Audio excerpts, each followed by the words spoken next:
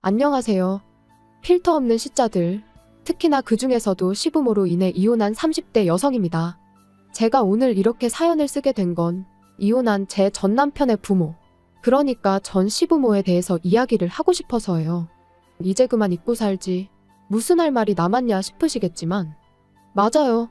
저도 제가 다 잊었다고 생각했어요.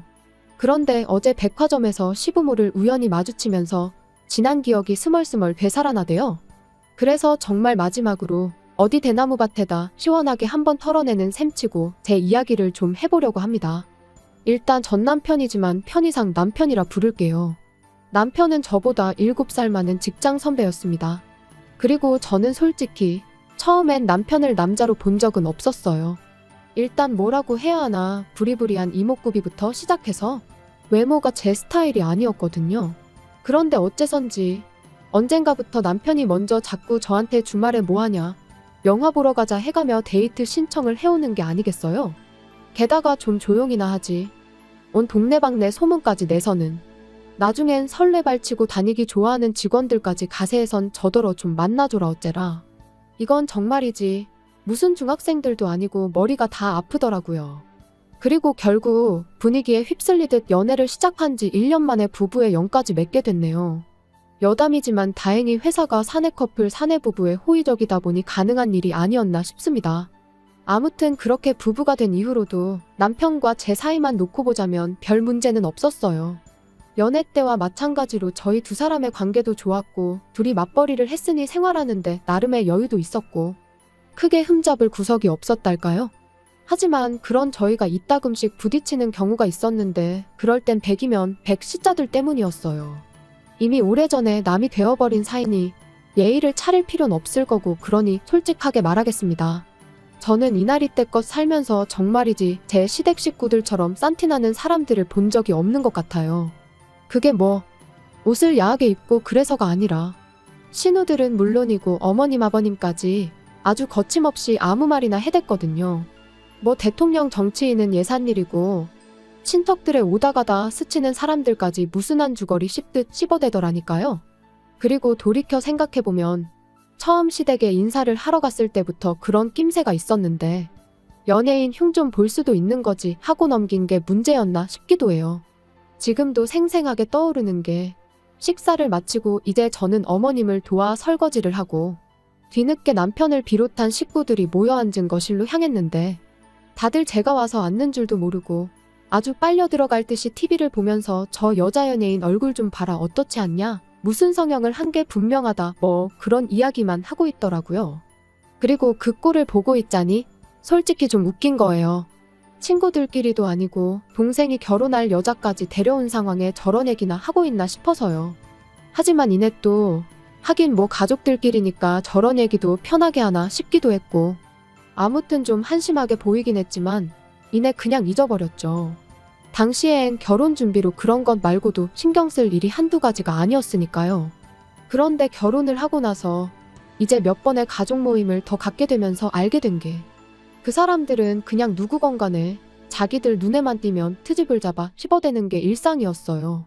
특히나 외모에 있어서는 어쩜 그렇게 품평회하기를 좋아하던지. 한 번은 다 같이 중국 요리집에서 식사를 하는데 방금 주방장 얼굴 봤냐 원숭이가 따로 없다 뭐 그런 이야기나 하고 있고 또 다른 날엔 아버님께서 친구분이 돌아가셨다는 이야기를 하고 계신데 옆에 계시던 어머님께서 하시는 말씀이 그 죽은 사람 와이프가 그렇게 못생겼다면서 깔깔 웃을 정도였어요. 정말이지 이건 뭐 어떻게 리액션을 해드려야 하나 싶으면서도 한편으론 그래도 그렇지 사람 죽은 얘기하는데 저런 소리가 나오나 싶고 하지만 이 모든 걸 그렇다 치더라도 저는 건들면 안 되는 거 아닌가요? 결혼하고 몇 달 되지 않았을 때였어요. 어머님께서 감자탕을 끓여놨으니 남편하고 와서 좀 가져가라고 연락을 해오셨습니다. 그래서 시댁에 갔는데 어머님이랑 두 신우가 잠깐 마트에 다녀온다고 저랑 남편더러 집 좀 보고 있으라대요. 그래서 알겠다 했는데 그만 제가 깜빡 잠이 든 거죠. 그리고 얼마나 시간이 흘렀을까? 어디선가 두런두런 들려오는 말소리에 제가 잠에서 깼습니다. 그런데 옆에 있어야 할 남편은 안 보이고 살짝 열린 방문 사이로 뭐가 그리 재밌는지 꺽꺽거리며 웃음을 참아대는 어머님과 두 신우만 보이더라고요.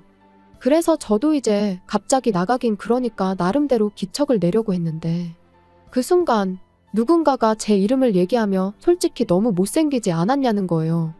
하나씩 뜯어보면 봐줄 만한데 눈, 코, 입이 주차가 엉망으로 됐다면서.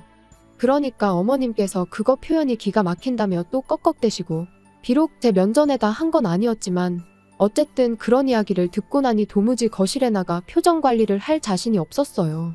그래서 다시 눈을 감고 자는 척을 했지만 이미 온 신경이 밖에서 들려오는 소리를 향해 있었죠. 그리고 큰 신우는 제가 잔다고 확신을 한 건지 계속해서 키가 너무 작다, 저런 애 뭐가 좋다고 결혼했는지 모르겠다.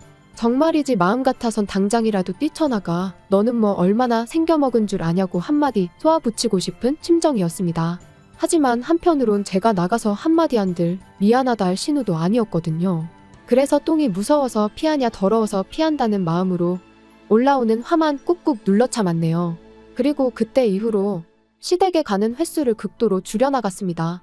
웬만하면 남편만 보내고 가게 되더라도 정말 밥만 먹고 후딱 집에 온다던가 하는 식으로 시댁 식구들하고 아예 말 자체를 안 섞으려고 했어요. 그랬더니 이제 남편도 뭔가 이상하다 느꼈는지 하루는 저한테 요즘 왜 그러냐고 묻더라고요. 그래서 실은 얼마 전에 갔던 시댁에서 그런 이야기를 하는 걸 들었다고 솔직히 털어놓았습니다. 그리고 그때 제 마음은 다른 것보다도 그저 남편이 제 편을 들어줬으면 하는 것이었어요. 그런데 남편이 말하길 누나들 입장에선 좀 그렇게 생각할 수도 있을 것 같답니다. 둘 다 예쁘다는 소리도 자주 듣고 같은 여자가 보기에도 늘씬하지 않냐면서. 그래서 누나들이 자기 와이프가 될 여자에 대한 기대치가 좀 있었던 것 같다나요? 정말이지. 제 편을 들어주긴커녕 어떻게든지 누나들만 감싸고 돌기 급급한 남편의 꼴을 보고 있자니 저도 심사가 뒤틀리는 듯 했습니다. 그리고 이제 와서 말이지만 여자로서 수치스러운 마음도 들었어요. 은연중에 남편도 신우들이 하는 말에 동의하고 있다는 기분이 들었으니까요. 그래서 저도 에라 모르겠단 생각으로 그동안 속으로만 생각하던 말을 꺼냈습니다. 정말 당신 식구들은 이상하다. 왜 맨날 모이면 외모 이야기밖에 안 하는지 모르겠다. 그거 되게 수준 낮아 보인다고요. 그랬더니 남편이 요즘에는 외모가 경쟁력이니 당연한 거 아니냐면서 저더러 혹시 무슨 자격지심 같은 거 있냐는데 기가 막혀서 그럼 그렇게 대단한 경쟁력을 두고 왜 당신 누나들은 그 모양으로밖에 못 사냐 받아쳤습니다. 참고로 하나는 아르바이트만 전전하고 다른 하나는 남자한테 속아서 전 재산을 거의 다 날렸어요. 아무튼 뭐 결국 그날 대판 싸웠네요. 그리고 이게 얼마나 대단한 일이라고 생각하실 수도 있겠지만 저는 이 일로 남편에게 많이 실망하기도 했고 그러면서 좀 정이 떨어졌습니다. 그리고 그 때문인지 점점 남편하고 가벼운 스킨십조차 하기도 싫고 제가 남편을 좀 멀리하게 되더라고요. 그런데 이런 상황을 모르는 시부모님께선 결혼한 지 왜 1년이 다 되도록 소식이 없냐며 하루가 멀다 하고 손주 타령을 하시기 시작하셨습니다. 그리고 그 무렵 저는 정말 생각이 많았어요. 그도 그럴 게 어쨌든 여전히 남편과는 같은 회사를 다니고 있었으니 이혼은 엄두가 나지 않기도 했고 사실 그때까지만 하더라도 일단 저부터가 이혼하면 여자만 손해다 싶었으니까요. 그래서 그래, 애를 갖자. 애를 가지면 좀 부부 사이가 나아질지도 모른다. 그런 결론에 다다르게 된 거죠. 그런데 문제는 그렇게 마음을 먹은 이후로 남편하고 열심히 노력을 했는데 어째선지 반년이 지나도록 임신이 되질 않았습니다. 그래서 결국 남편과 함께 병원을 찾았어요. 그리고 병원에서 듣게 된 말은 남편이 키도 크고 체격도 좋은데 정자수가 적어도 너무 적다는 거예요. 그러면서 애를 많이 써야 할 거라는데 솔직히 제 입장에선 기가 찰 노릇이었습니다. 가뜩이나 남편한테 정도 많이 떨어졌지만 그래도 어떻게든 좀 살아보려고 애라도 가져볼까 한 건데 그마저 쉽지 않다고 했으니까요. 그리고 남편이 이야기를 한 건지 시부모님께선 저희가 병원에서 무슨 이야기를 듣고 왔는지 무척이나 궁금하신 눈치셨어요. 그런데 남편이 저더러 시부모님께는 그냥 아무 문제도 없다고 하면 안 되겠냐대요. 시부모님께서 얼마나 충격이 크시겠냐면서요. 하지만 그랬다간 계속해서 제가 받을 스트레스는 어떡하나 싶었습니다.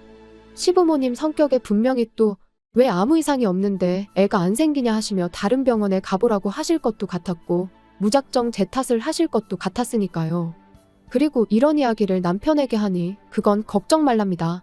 자기가 책임지고 제 편이 되어주겠다면서요. 솔직히 웃겼죠. 이게 다 누구 때문인데 누가 누구 편을 들어준다는 건지. 하지만 결국엔 알겠다고 했어요. 저도 뭐 그때까지만 하더라도 시부모님한테 무슨 악감정이 있던 것까진 아니었으니까 굳이 충격을 드리고 싶진 않았거든요. 그리고 며칠 뒤 시댁에 찾아가 병원에서 두 사람 다 괜찮다고 하더라고 말씀을 드렸더니 아니나 다를까 어머님께선 정말 이상하다며 쉽게 믿질 않으셨어요.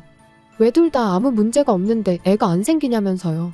그리고는 제가 예상했던 대로 어머님께선 저더러 그러지 말고 당신이랑 같이 병원에 다시 좀 가보자셨는데 정말 난처하대요? 그래서 제가 남편을 쳐다봤습니다. 빨리 어떻게 좀 해보라는 뜻이었지요. 그런데 황당하게도 남편은 제 눈을 슬쩍 피하더니 어머님한테 신경 써줘서 고맙다는 소리나 하고 있는 게 아니겠어요? 그리고 그런 남편의 태도에 실망한 저는 실은 어머님 아들한테 문제가 있다더라고 말씀을 드렸습니다.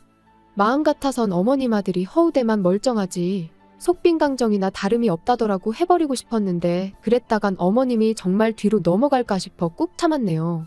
그리고 이번에도 역시나 어머님께선 그 의사가 돌팔이 아니냐면서 그럴 리가 없답니다. 못 믿겠다고요. 그러더니 저희 남편더러 뭘 하셨는 줄 아세요? 마누라가 아무리 좋아도 마누라 흠을 덮어주려고 그런 거짓말을 하면 안 된답니다. 그러니까 저희 어머님은 원래 제가 문제가 있는데 그걸 당신 아들이 커버쳐주고 있다고 믿고 싶으셨나 봐요. 어이가 없어서 제가 어머님더러 어머님 아들은 그럴 깜냥도 못 되는 사람이라고 받아쳤어요. 지금도 보라고 저렇게 남일 마냥 먼 산만 보고 있지 않냐고요. 그런데 그때 신우가 한다는 말이 그럼 뭐 시험관 같은 거 하면 되는 거 아니냐대요. 그리고 사실 그게 아주 틀린 말은 아니었어요. 병원에서도 들었던 얘기였으니까요. 하지만 저는 그렇게까지 해서 아이를 갖고 싶은 생각은 없었습니다. 그래서 그렇게까지 해서 가질 생각은 없다고 단호하게 대답했지요. 그랬더니 어머님 아버님이 그럼 뭐 어쩌라는 거냐고 아이를 아주 안 갖겠다는 거냐 하시는데 자연 임신이면 모를까 억지로 갖지는 않겠다는 뜻이라고 말씀드렸거든요. 그랬더니 옆에 있던 신우들이 또다시 어이가 없네 어쩌네 해대더니 저더러 양심 좀 있으랍니다. 솔직히 제 인물에 어디 가서 자기들 동생 같은 남자를 만나서 살겠냐면서 그러면 뭐 저도 좀 양보하는 게 있어야 할 거 아니냐고요. 기가 막혔죠. 그래서 제가 또다시 남편을 쳐다보곤 뭐라고 말이라도 좀 해보라고 했습니다. 그랬더니 남편이 우물쭈물대기만 하고 선뜻 한마디를 안 하는 거예요. 아니 당장의 말이라도 지 누나들한테 저한테 그런 식으로 말하지 말라던가 그런 말 한마디는 할 줄 알았는데 말이죠. 그래서 제가 정말 아무 말도 안 할 거냐고 또 한 번 남편을 다그치니 두 신우가 남편더러 야 그냥 살지 마 그러는 겁니다. 그거 뭐 얼마나 대단한 몸뚱아리라고 시험관도 못한다고 저러는데 뭐하러 사냐면서 어차피 제가 애를 낳아봤자 저 닮으면 인물은 답도 없을 거라면서 말이에요. 그런데 그렇게 두 신우가 번갈아가며 저한테 폭언을 쏟아내는데도 남편은 그저 묵묵부답. 그리고 얼마나 시간이 흘렀을까. 시부모님은 한숨만 푹푹 내쉬고 두 신우는 씩씩거리고 있는데 남편이 한다는 말이 저더러 무조건 싫다고만 하지 말고 그래도 한번 해보는 게 어떻겠냐대요. 달라진 게 없었어요. 이번에도 역시나 남편은 제 기분은 안중에도 없고 제 편이 되어주기는커녕 결국 지 누나들 말만 중요할 뿐이었던 거죠. 그래서 다 필요 없다고 속빈강정이랑 살 생각 없다고 내질러 버렸습니다. 그랬더니 이제 그나마 가만히 계시던 아버님까지 너 지금 뭐라 했냐면서 당장 잘못했다고 빌라나요? 싫다고 했어요. 제가 없는 말을 지어낸 것도 아닌데 뭘 사과를 하느냐고요. 그리고는 딸들은 뇌가 없고 아들은 씨가 없으니 참으로 속상하시겠다 한마디 더 날리고 이후로 뒤도 안 돌아보고 도망치듯 시댁에서 빠져나와. 이후론 뭐 이혼한 거죠.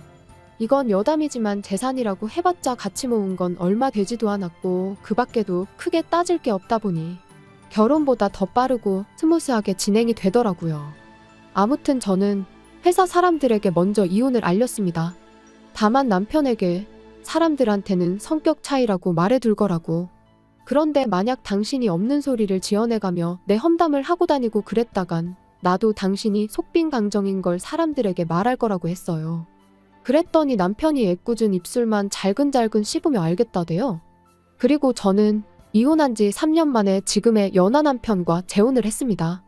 사실 남편과 이혼 후에도 회사에서 나올 생각은 없었는데 아무리 제가 결백하더라도 사람들 입방아에 오르내리는 건 어떻게 막을 수가 없더라고요. 게다가 오르내리기만 하는 게 아니라 이야기가 부풀려지기 일쑤였으니 정말이지 스트레스가 이만저만이 아니었죠.